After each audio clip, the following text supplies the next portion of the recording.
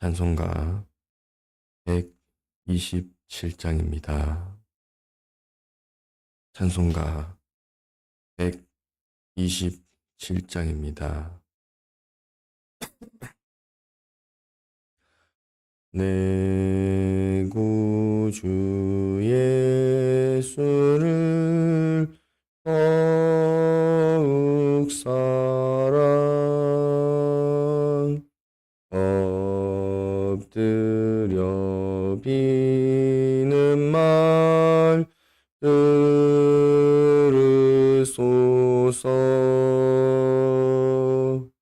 내 진정 소원이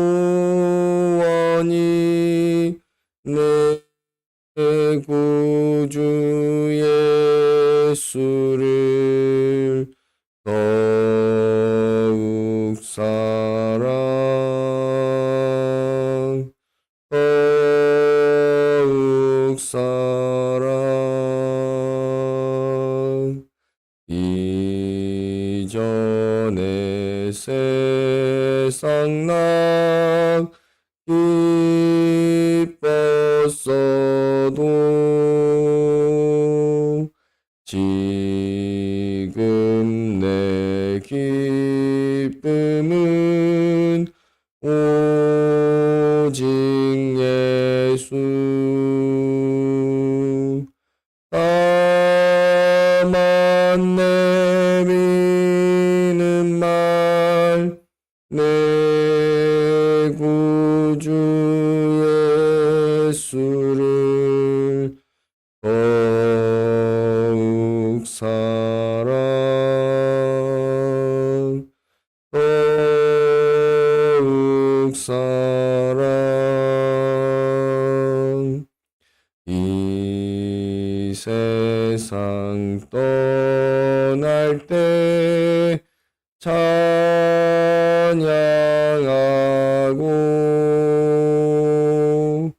숨질 때 하는 말 이것일세. 다만 내미는 말 내 구주 예수를 더욱 사랑 더욱 사랑. 아멘.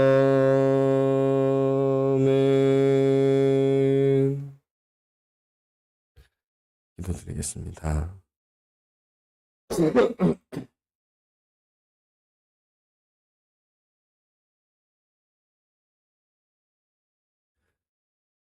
주의 날 주의 말씀으로 불러주시고 이 아침에도 말씀으로 하루를 시작하게 하시니 이 크신 은혜와 사랑에 감사드립니다.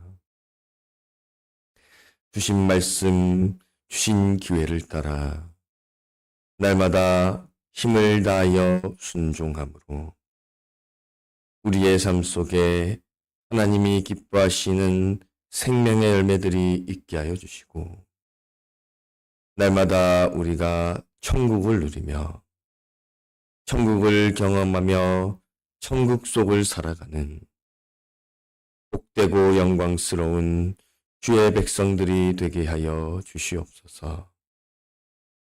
특별히 아침에 계명에 대하여 살펴보고 있사오니 우리의 온 마음과 뜻과 정성을 다하여 주 하나님을 사랑하고 그 계명을 힘써 지키는 충성의 자녀 복된 백성들이 되게 하여 주시옵소서. 말씀 속에 깨닫는 은혜를 다하여 주시고 모인 곳곳마다 동일한 은혜를 허락하여 주시며 주의 날 온종일 주의 뜻대로 행할 수 있도록 우리의 심신을 붙들어 주시옵소서. 예수님의 이름으로 기도드리나이다. 아멘. 하나님의 말씀 출애굽기 20장 12절입니다.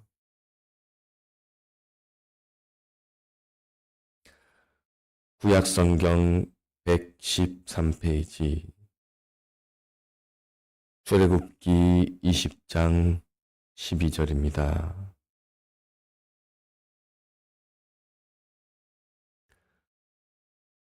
봉독하겠습니다. 내 부모를 공경하라. 그리하면 너의 하나님 나 여호와가 내게 준 땅에서 내 생명이 길리라. 한 절 봉독했습니다. 본과 제목은 십계명입니다. 요절은 요한복음 15장 10절입니다. 내가 아버지의 계명을 지켜 그의 사랑 안에 거하는 것 같이 너희도 내 계명을 지키면 내 사랑 안에 거하리라. 제 5계명입니다. 내 부모를 공경하라. 어제 아침에는 제 5계명이 명하는 것이 무엇인가 생각해 봤습니다. 각 사람에게 그 속한 지위와 인륜관계, 곧 상하와 평등을 따라 높일 자를 높이고 행할 일을 행하라. 이것이 제5계명이 명하는 것이라 말씀드렸습니다. 오늘 아침에는 제5계명이 금하는 것을 생각해 봅니다. 각 사람에게 그 속한 지위와 인륜관계를 따라 마땅히 높일 것과 행할 일을 하지 않는 것. 그것이 제5계명이 금하는 것입니다.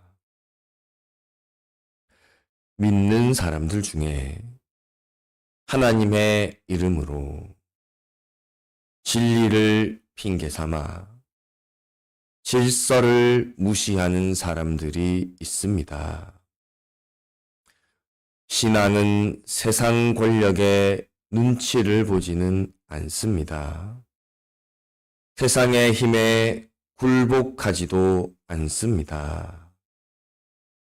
그래서 세상이 악하게 흘러갈 때 따르지 않으며 모든 세상이 같은 방향으로 몰고 갈 때 끌려가지도 않습니다.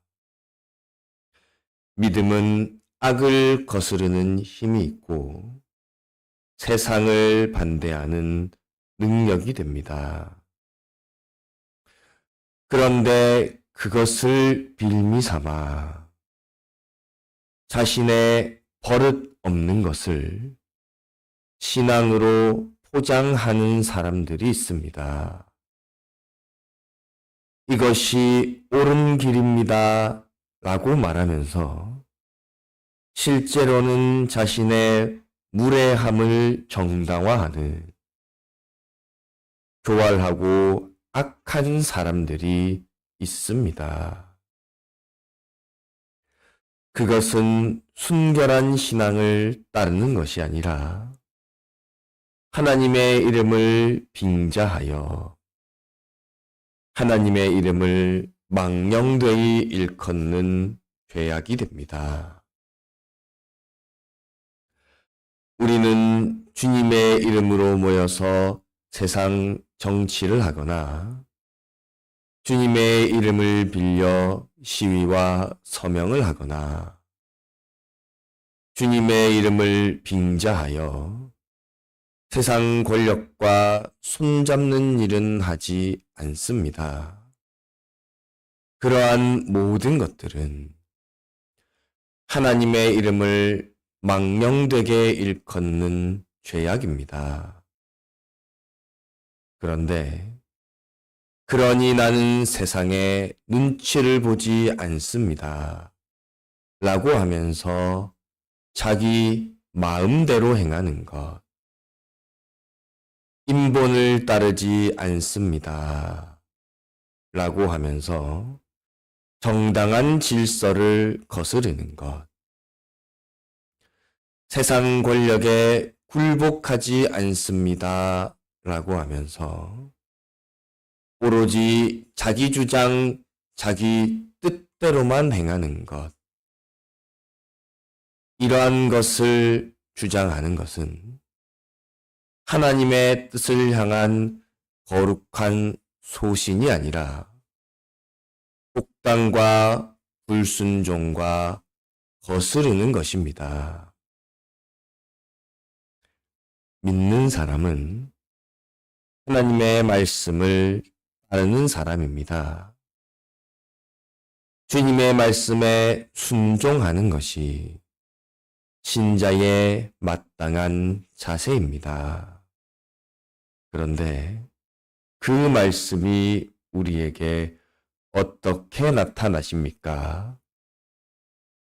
66권 성경 말씀 글자만 따르면 되는 것입니까? 우리의 실제 현실 속에 하나님께서는 사람을 통하여 말씀하십니다. 그러니 순종의 사람은 사람 속에 역사하시는 하나님을 보고 그 사람에 대하여 마땅한 순종의 자세를 가집니다. 광야의 이스라엘 백성은 이것을 하지 못했습니다. 하나님이 나타나셔서 땅이 진동하면 하나님께 순종하겠다라고 합니다. 그런데 인간 모세가 하나님의 말씀을 전하면 네가 무엇이냐 하며 돌로 쳐 죽이려고 합니다. 오늘 우리는 성경의 모세가 위대한 하나님의 사람인 줄 압니다. 그런데 당시 사람들 눈에는 그저 인간 모세입니다. 사람은 흠이 있습니다. 모세도 흠이 있는 사람이었습니다. 그래서 그 모세의 흠을 보고 반역을 일으킨 무리들도 있었습니다. 그런데 하나님께서는 그들의 반역에 대하여 너희가 모세의 흠을 보고 모세에게 반역하였다 라고 하지 않으셨습니다. 너희의 반역은 모세에 대한 것이 아니라 나 하나님께 대한 것이다. 그렇게 취급하셨고 그렇게 진노하셨습니다. 왜 그렇습니까? 인간 모세에게 주신 위치, 그 권위의 주권자가 하나님이시기 때문입니다.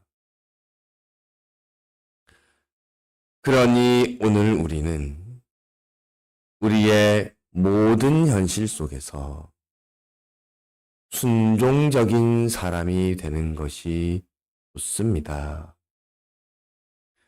우리가 마주하는 현실 속에서 우리가 만나는 사람, 마땅히 부모의 위치에 있는 사람들에 대하여 기본적인 자세는 순종적인 태도입니다. 사람은 흠이 있습니다. 그런데 흠 있는 사람에게 그 권위, 그 위치를 주신 분이 완전하신 하나님이십니다. 그 사람이 하나님까지 거스르는 일에는 순종할 수 없습니다. 그러나 그 외의 일반적인 모든 보편적인 일들에는 순종적인 자세로 대하는 것이 옳습니다. 특히 아내들이 남편에 대하여 이것이 참 힘든 것 같습니다. 남편이 존경할 만한 사람이 되면 존경하기 얼마나 쉽겠습니까?